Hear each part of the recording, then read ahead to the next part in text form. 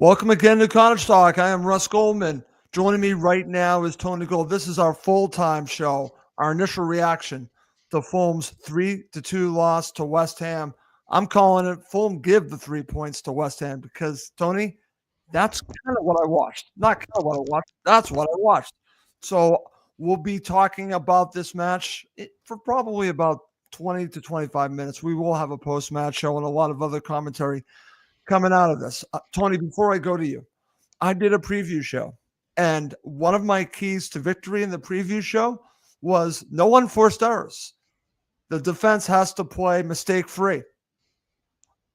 Boy, they got that one wrong, Tony. They got that one wrong massively. So we'll go through the whole thing, like I said, in about 20 minutes. Give me your initial reaction to this 3-2 loss from Fulham. You've been talking about the defense, and it showed itself in a bad way in this match.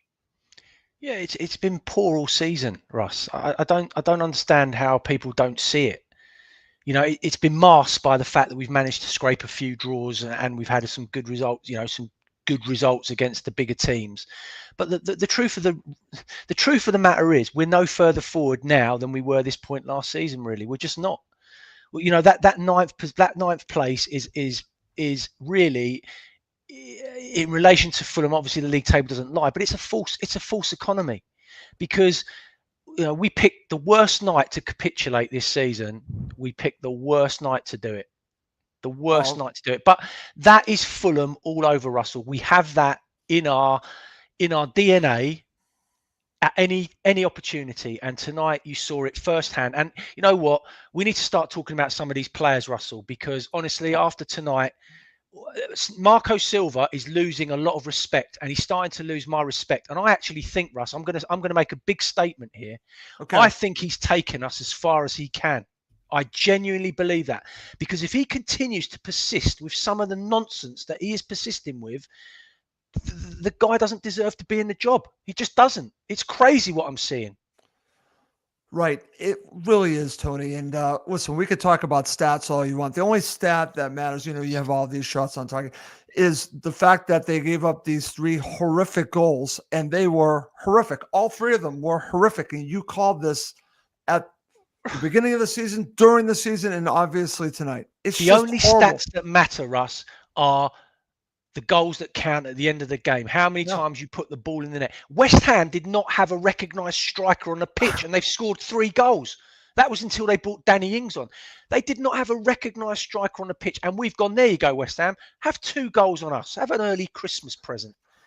It was crazy, my friend. It was terrible. It was horrible. So before we really get into talking about how bad these goals were given up by Fulham, as I go through the first half analysis, I do want to mention this. So for the first 30 minutes, Fulham are in control. That's what makes this even harder. But I've seen this too many times, Tony. They had a goal for offside, and it was offside, but maybe that was a little bit of a warning sign, because before that, they had offered nothing. I'm talking about West Ham had offered absolutely nothing. Fulham hit the woodwork twice, one early in the first half, one late in the first half. Obviously, the opportunity from Wilson hits the crossbar. Too bad. But again, I could just see that. I thought it was a matter of time before they would score, not the way that they actually did score. It was very interesting how they scored these 2 goals from, actually, it was both from Iwobi. But let's talk about first the goal from West Ham, the first goal from West Ham. And it's so easy to pick on this guy. It really is. But he causes this issue, my friend. It's Pereira. Pereira gives them this goal on a platter, my friend. Let's talk about West Ham's first goal. I'm actually, I'm speechless. I really am speechless, because it knocked the stuff in that. Look, for the first 30 minutes, right? If it was a boxing match, if it was a fight, the referee would have stopped the contest. That's how one-sided it was for the first 30 minutes, right? And then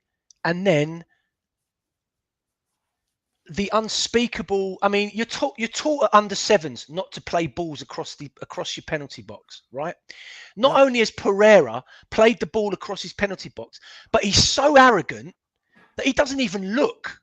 He just thinks that he's so good and that he thinks he's got such unbelievable technique that he can just do what he wants. And that, for me, that if I was Silver at that point, I would have hauled him off straight away and got him straight off down the tunnel, because that just stunk of complete arrogance. Complete arrogance. And there are no words, Russ. That's a professional footballer earning shed loads of money, playing a ball like that. And it begs, only Pereira will know what's going through his head when he's played that ball. Only he'll know. Okay, I want to share this comment from our friend Black, White, and Fred, and thank you everyone who is watching live. We got a good amount of people watching live and commenting. This is from our friend here. He says, Leno just as guilty as Andreas for the first goal. Terrible to fire it into him. There was a player on him. Your thoughts? Yeah, Fred's got a spot on point there. And I'll tell you something, right? Silver's DNA, a lot of these Premier League managers are trying to replicate what Manchester City and Pep do with this nonsense of splitting the centre halves, playing the ball there, then spreading it out. Why? Football is becoming so boring in this country, Russell, watching how these managers are trying to adapt to the nonsense that Manchester, just get the ball as a goalkeeper and bang it down the pitch where we can work on it from there, and it's not putting us under any pressure. This nonsense that the goalkeeper has to continue to play out through the back, it drives me insane. And it's going to cost you, and it's cost us tonight. Yeah, listen, Leno's had a stinker tonight. We've been talking about how great he's been all season, and to be honest with you, he has been. He's allowed to have a night off. Tonight was his night. He had an absolute stinker from start to finish. It happens, Russ. Yeah, it does. It does, but that's, listen, that mistake, and again, we'll talk about the other one. The other one, I think is worse. I just want to keep sharing some comments. I can't really read them because we have so many of them, and we got a short period of time that we're doing this show, so I'll be sharing a lot of your comments while we do this show. Okay, my friends, so they're down 1-0, and I'm thinking that Fulham can come back, and it should be a game that they're in because they dominated the play. Right afterwards, Tony, what was it, 2 minutes later? They get their second goal. Let's talk about this goal. Again, I mean, you have to defend that situation. You have to defend that situation, and quite simply, can you tell me what Joachim Andersen is doing right now? Can you tell me? He looks like a £3 defender, not a £30 million defender. I wouldn't pay £3 for the fella at the moment. He is absolutely all over the shop at the moment, Russ. Yeah. Absolutely. Diop must be sitting on the bench, scratching his head, thinking, "What have I done? What have I done to deserve this?" It's either he's got something in his contract that he has to play a certain amount of games. It beggars belief, because he has been he's stunk the place out since he's come back. He's been absolutely bang average to awful, and tonight he was shocking. And he's at fault for that second goal as much as anybody else. He is awful. He is. So you're down 2-0 just like that, right? And the crazy part of it, you almost forget that Fulham dominated the first 30 minutes because goals change games. I listened to Tony Gale. Tony Gale was the one doing the broadcast. I don't know if that was the one that you guys were watching, but he was, again, it just comes down to that. Like you said, the only stat that matters is the 3 points and who scored the most goals. And no matter how bad Fulham were defensively, you got to give a little credit to West Ham, but they took advantage of it. Like I said, these were mistakes by Fulham. That's what makes this crazy. We'll talk about the third goal when we go to the second half, my friend. Like I said, we're not going to go that long. I just wanted to get an initial reaction. So now let's transition to the second half. And the one thing that I was hoping, Tony, we actually got was an early goal. And I thought if they got an early goal, maybe they have a chance to get something out of this. Dare I say, win it. Boy, was I wrong about that part. But they get the goal. And at first I thought it was a goal from Jimenez. But actually the goalkeeper should have done a much better on this. But it actually was Iwobi's goal. Let's talk about Iwobi scoring this goal. But I actually, at the time, and I think many probably thought it was Raul Jimenez's goal. Yeah, I thought it was as well. But obviously, Iwobi's there and he's in the right place at the right. But I mean, look, it just shows how bad West Ham were not great tonight, Russ. No, they weren't. Let's Let's have be it right. honest. Fulham have handed that game to them on a plate. Absolutely handed that game to them on the plate through individual errors. Nothing more, nothing less. Okay, nothing more, nothing less. And again, I'll put this defeat on Marco Silva, Russ, because his decision making and his constant nonsense with certain individuals is doing this team a massive disservice. And if he continues along this path, we will drop down this table like a stone. I'm telling you now, it's going to happen. He's got to start putting his head above the parapet and making some proper footballing decisions and start realizing what's going on here, because everyone else can see it. You know, it's all right for Fulham to charge fans 150 quid to watch Man U at home. Yeah, who's going to watch that rubbish after tonight? Garbage. Yeah, listen, I'm going to share a couple comments. This is from our friend Goran. He says, why not play Diop instead of Anderson? Joa is completely out of form, and I would totally agree with that. This is from Lee Warner. I want to get your thoughts on this. You and I have talked about Bergam. We 100% miss Bergam, that midfield. Andreas should be nowhere near our starting 11 alongside Smith Rowe. Diop needs a recall. Anderson needs to be dropped. We can talk a lot about Smith Rowe here because you and I have been saying we've got to be patient with him. We have to be. We have to be patient with him. I agree with all that, but Tony, he was a passenger for a good portion of this match. Yeah, look, there are 3 players stinking the place out at the moment. 3, and and Lee's mentioned 3 of them there. Yeah, Smith Rowe, and Anderson. Those 3 at the moment are nowhere near the levels that they need to be. Look, I'm a big fan of Smith Rowe. I really am, but for some reason at the moment it's just not happening for him, and I don't know what the issue is. Maybe it's his character. Maybe it's his attitude. I don't know, Russ. But honestly, if he doesn't start picking himself up and delivering it, he's going to be one of Fulham's greatest ever disaster signings. Honestly, because we cannot carry on playing Smith Rowe and just not getting anything from him. And tonight, his performance was embarrassing. I thought it was embarrassing, actually. Embarrassing. And I'm glad that you mentioned that because you and I, we could talk about how much we want Smith Rowe to be a prominent part of Fulham Football Club. But if he's not performing, we're going to call it out.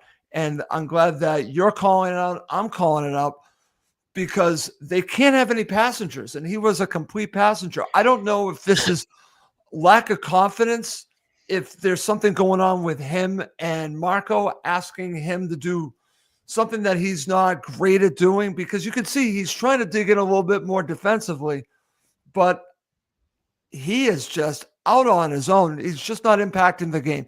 He's not taking chances. He's not creating. And I will say this, and you and I have talked a lot about Josh King. So I just want to mention this because we're talking about Smith Rowe. Josh King comes on for just a few minutes. Tony, he impacted the game a hell of a lot more than Smith Rowe did. He's a piece of dynamite. And the bottom line is that you cannot have Pereira and Smith Rowe in the same team. You just can't. You are too lightweight. You've got 2 luxury players and they don't do enough. Josh King, I'd throw Josh King in there now. I'd put him in ahead of both of them. I'd put him in. The kid is dynamite. He's got incredible feet. You can see He's energetic. He's lively. He plays with hunger. He wants to do well. His work ethic is tremendous. Just play the kid. Just play him. Play him. He's got nothing to lose now. We can't go down. We can't get into Europe. We're going to be finishing somewhere around, 12 to 14. That's what's going to happen. So play the kid. Give him the games now. Get him the experience and play him. Okay. I'm glad that we're talking about him. We'll talk about him when we talk about at the end of the show, the opportunity from Traore that was set up by him. That would have gotten Fulham a point. But let's now talk about Bernd Leno. Gives one back to make it 3-1 to West Ham. This to be, I don't know which one's the worst. I could argue this might be the worst, my friend. That was the worst. Bernd Leno, because Fulham are back in the match, 2-1, and I think they're going to get that equalizer. Well, if he does not do this, if that situation does not happen, the one we're about to talk about, Fulham get a point out of this. They get a point. Maybe they don't deserve it, but they get a point. So let's talk about this. This to me, you already talked about how all these managers are emulating Pep Guardiola. I think this is what it's about, my friend.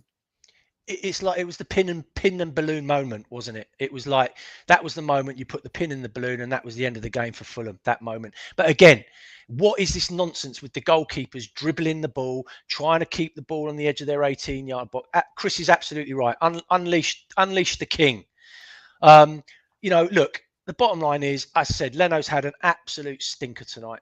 And yeah, that's cost us completely. Any chance of getting back into the game is completely gone. Even though we did get back into the game, and actually, as you pointed out, Russ, we should have actually miraculously got a point somehow. I know. But we didn't. That's what's crazy about looking back at this match. And it's funny because I'm sure we'll get West Ham supporters that are going to be watching this and going to be expect a lot of positive talk about their team. The only positive talk I can give you on West Ham is that they took advantage of Fulham's mistakes. Congratulations, they did. Beyond that, what else did they offer? They really, listen, I want to give them credit, but this to me had a hell of a lot more to do with Fulham's errors than what West Ham did. So that's the way I look at it. But let's now talk about Iwobi getting one back again. Again, same situation. It looked like Harry Wilson scored, but it goes down to Iwobi. So now it's 3-2, Tony. What were your thoughts when this goal went in? Yeah, well, you think that at that moment there's still, enough time in the game to get something out of it, given what has just gone previous. So we've got another lifeline in the game, and the truth of the matter is, Traore's got to score that last chance, and we would have got something out of the game. But again, you never know what you're going to get with him. He's in a great position. Yep. He's lashed it. He needs to just take his time and place it, and we get away with a point, and we're scratching our heads thinking, bloody hell, how did we manage to get a point out of that, having played so poorly? But look, at the end of the day, Russ, we just weren't good enough tonight. No. And a performance like that has been coming for quite a while, I have to tell you, because I've nailed it every single week when I've said to you, defensively, we just have not been good enough. And again, we were highlighted when Silva looks back on that game defensively. My God, he's going to be picking the bones out of that for a week. Honestly, a week. Okay, well, as we would say, the Roosters came home to roost, whatever you say, because all of those issues came to fruition in this match, my friend. It was just, honestly, it was terrible to watch. I really just could not stand watching this match. I'm thinking at 2-0, I'm like, this is just crap. It's complete and utter crap. How did this happen? Of course I've seen matches like this before. And yes, they came back in. But if they got a point out of this, I don't think they would have deserved it. I just don't think that they played well enough. And those mistakes are what this match will be remembered for, at least in my mind. All right. Coming up next to end the show, I'm going to ask Tony, there's anyone he would give man of the match to? Okay, my friend, let's wrap up this quick show. Like I said, this is just an initial reaction show. We talked about the players that we believe were poor in this match. It's a 3-2 loss. Anyone stand out that you would give man of the match to? Iwobi. That's it. I was thinking the same thing. It's got to go to. It's got to go to Alex. 2 goals. He's done pretty much what he's done all season. He's been very consistent in his performances, and again, he's another player that must be tearing his hair out. He's working so hard to produce and work for the team, and then we're giving goals away like that. And the forward players must be doing their nut. They must be. But it has to be Iwobi. There's no other player on the pitch. I thought Harry Wilson played well too, Tony. Yeah, listen, Russ, he did okay. He did all right, Okay. Had that chance in the first half where he hit the crossbar. Maybe should have done better. But look, you can't be critical of Harry Wilson given what he's been. I feel for the supporters tonight. I do. Yeah. Ian's absolutely right. They've gone up there, spent their hard-earned cash, and to be subjected to that rubbish tonight, it's embarrassing. They should get their money back. I'm going to share this comment from our friend Black, White, and Fred because I think this really just says it all. The fact that we even came close to getting a point shows how poor West Ham were. And I think look at all the players that were out for them. There is no excuse not going to this match and getting all 3 points. I'm thinking, okay, I know the new manager, but this had nothing to do with the new manager bounce, my friend. This had nothing to do with it. You cannot go to West Ham and defend like we did. If Oh. Nottingham Forest go to West Ham tonight, they win 3-0.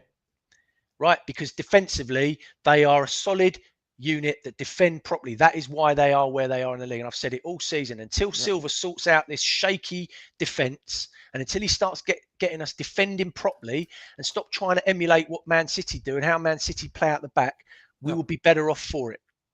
Okay, very good. Okay, well, listen, I want to thank everyone that watched live, and we will have a post-match show. I think Tony and I need to do a player rating show. I think that's important, Tony. We're going to have a lot of commentary on this match, and we have another match coming up in a few days. And what's interesting, and I'll end my thoughts on this.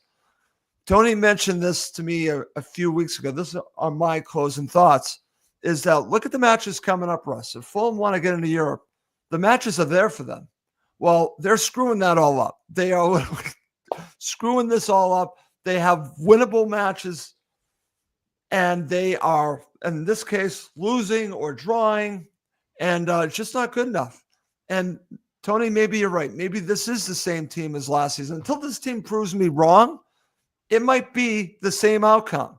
And that's too bad because I think that this team has the potential to be in Europe. But right now, not good enough. Absolutely not good enough. But to your point, Tony, I agree with you now. We always talk about needing more goals, but they need a better defense right now. And I think they have the players to do it. They're just not doing it good enough. And I think that's the bottom line. Would you agree with that? Do you think the players we have are good enough, or do you think we need reinforcements there? We weren't really focusing on that in January. I think 60% of the squad is good enough for us. The rest of them are not good enough, and that's why we are where we are. Forget Europe. Forget Europe. We can't. Talking about Europe is ridiculous. We need to give our heads a wobble. There's no European football. The 8 clubs above us are far too strong, are playing far too well. We are not going to get anywhere near Europe now. That boat has sailed, and it's sailed over. I know we've been unbeaten since tonight over 8 games, but again, we've had loads of draws. We haven't exactly been winning games. This is the moment that Marco Silva, this is the epiphany now that Marco Silva needs to have. He needs to absolutely sit down with his coaching staff after this game tonight and start thinking very seriously about how he's setting this team up moving forward. Because I tell you now, we're going to Leicester on Saturday, right? Yep. They know that will not be, and that's not a game that's going to be easy. People think we're just going to rock up there. It ain't going to happen. I wouldn't play Pereira Saturday. I wouldn't play Anderson Saturday, and I wouldn't play Smith Rowe Saturday. I agree with all that. I wouldn't play those 3 players. I'd start Josh King. I'd put Diop in for Anderson. Okay, and then I'd go 2 up top with Muniz, and I'd just go for the game because honestly, at the moment, tonight was just it's like we've gone 2 steps forward and 6 steps back. I totally agree, man. And that's the disappointing part because I felt like all the lead up to this, the close matches, the draws against all these top teams was a little bit of a tease for us, right? The reality is they need to be beating teams like West Ham. They need to be beating teams like Southampton. They need to be beating teams like Ipswich Town, and they're not doing it. And in this case, they're losing to a team like West Ham. I'm sorry, they should not be losing to this team, but they did. And that tells you where they are. Not the form that they've been. And I'm not buying into this new manager bounce nonsense. They took advantage tonight of our poor defending. And that's what teams at this level will do to you. If you make mistakes like that, they will punish you. Yeah. West Ham punished us. Had nothing to do with Graham Potter. That West Ham team, they are terrible, terrible. And their results have shown that. And they didn't have a recognised striker on the pitch. No. That's what makes it even that harder. Tells you how bad Fulham were tonight, Russell. Yeah, they were terrible, my friend. Anyways, listen, I need to step away from talking about Fulham for at least 12 hours, but we will be back, like I said, with a post-match show and a lot of commentary on this because I'm not done talking about this terrible loss. But I want to thank Tony for jumping on at the last minute. My name is Russ Goldman. He's Tony Gold. Thank you, as always, for watching and listening to Cottage Talk, part of the TalkSport Fan Network.